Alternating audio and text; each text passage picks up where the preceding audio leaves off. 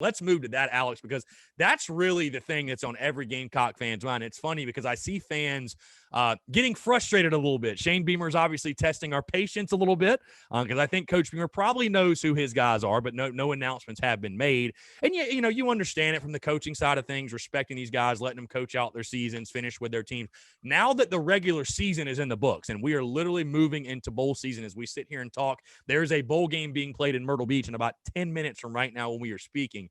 I would expect to hear probably this week is when you're going to find out OC, DC, and I talked about on the show Monday things that I'm hearing as far as defensively. I think the leaders right now, Jay Bateman's what my guys told me, but I think it's either going to be Jay Bateman from North Carolina or John Heacock from Iowa State, both of which I think, and I know you agree, would be really, really solid hires. And then offensively, the name that I've heard from the beginning has been Garrett Riley. I don't know if it's going to be Garrett Riley.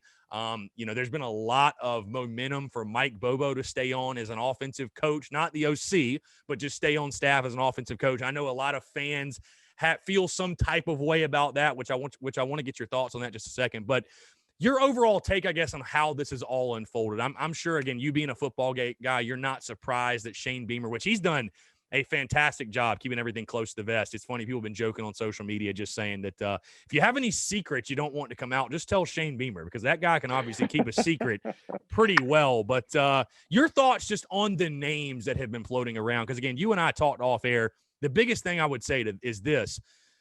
I'm giving Shane Beamer the benefit of the doubt in this coordinator search. Like there are no names I've heard that I really balk at. The only thing I don't want to see is Mike Bobo being the main OC, which is not going to happen. No, that's not. I really, truly do believe Shane Beamer said it when he got the job. He took less money for a reason. He said he's going to hire a premier coaching staff, and I fully believe he's going to do that. When I hear the short list of names for both offensive coordinator, defensive coordinator, really the rest of his staff, I think that's kind of what Beamer is working towards and what he's going to do. 100%. And both of those names, obviously the big name at OC is Garrett Riley, who I think would be a win for us. Yeah, and then on the defensive side, and then on the defensive side of the ball, Jay Bateman at North Carolina, or Heacock at Iowa State, should both be names that we are all excited about because, like, what Matt Campbell has done at Iowa State in 5 years is Bill Snyder-esque from Kansas State. Who I should also point out would have been somebody we could have hired in 2015, but that's neither here nor there.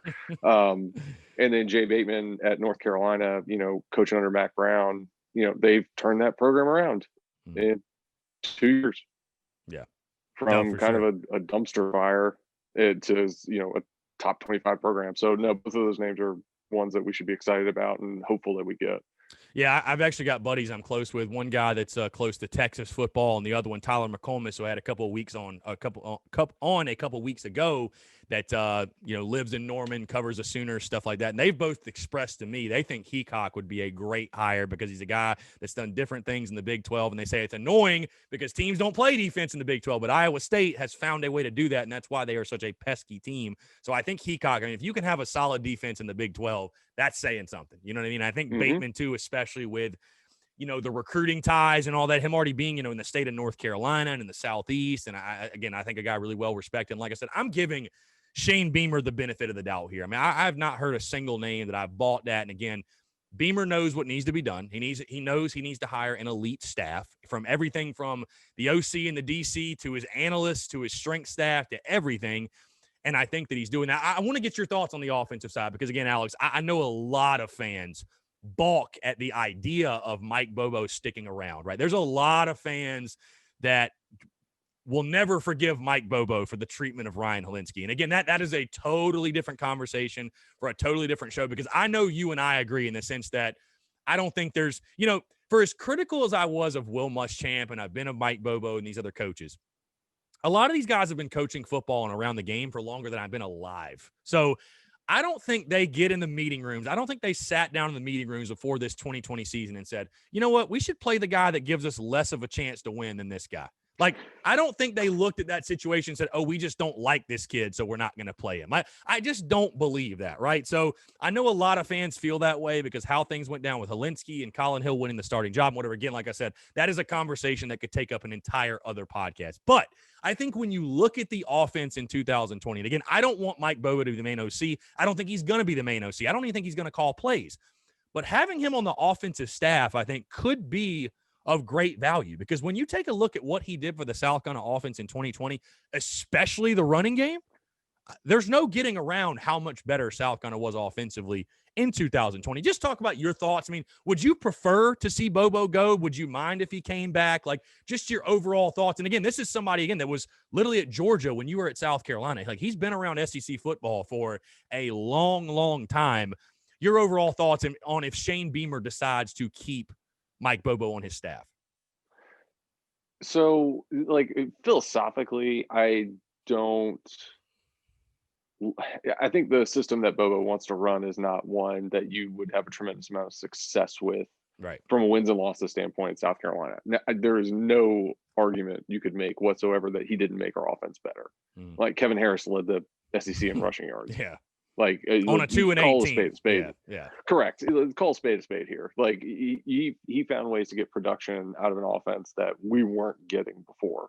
So, when he's running a team like Georgia, where you can run that eye power set, where you've got big tight ends on the field that you can feature in those games, I think that gives you, a lot of different cards to play in those situations that we just don't have right now. So what we've got to do is we got to find somebody like a Garrett Riley who can scheme up plays to get our receivers into space and let them make plays, rather than just being like, we've got this, Muhammad Massaquoi, or, all these other receivers that he had at Georgia, where you can just throw the ball up down the field and they're just going to go get it.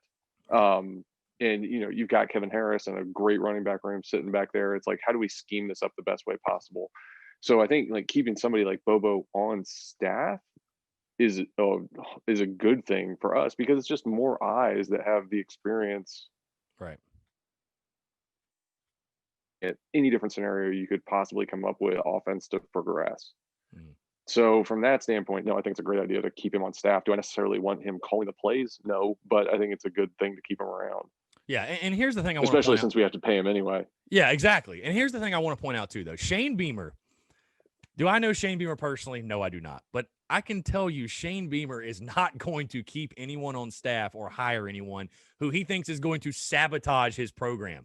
Like, he's not. No. He's not going to keep Mike Bobo around unless he feels like this guy will be an asset to our success moving forward. Bottom line, like. So I just, and again, I don't expect Mike Bobo to be the main host. I don't expect him to be the play caller.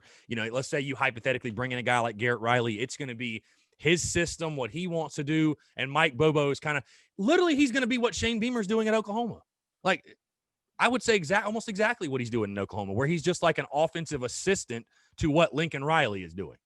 You know what I mean? It's not going to be right. So I don't know. I know fans, again, and I think there's many different reasons why they feel some type of way about Mike Bobo and how the season went, how things have broken down and whatever. That is what it is. But if you take your emotion out of it and you just look at it from an on-the-field perspective, I think it could serve to be a positive. Again, it'll be interesting to find out, because I think we will find out this week. Heck, when you guys are hearing this show, it may have already come out, but I think we'll find out this week kind of what that staff looks like.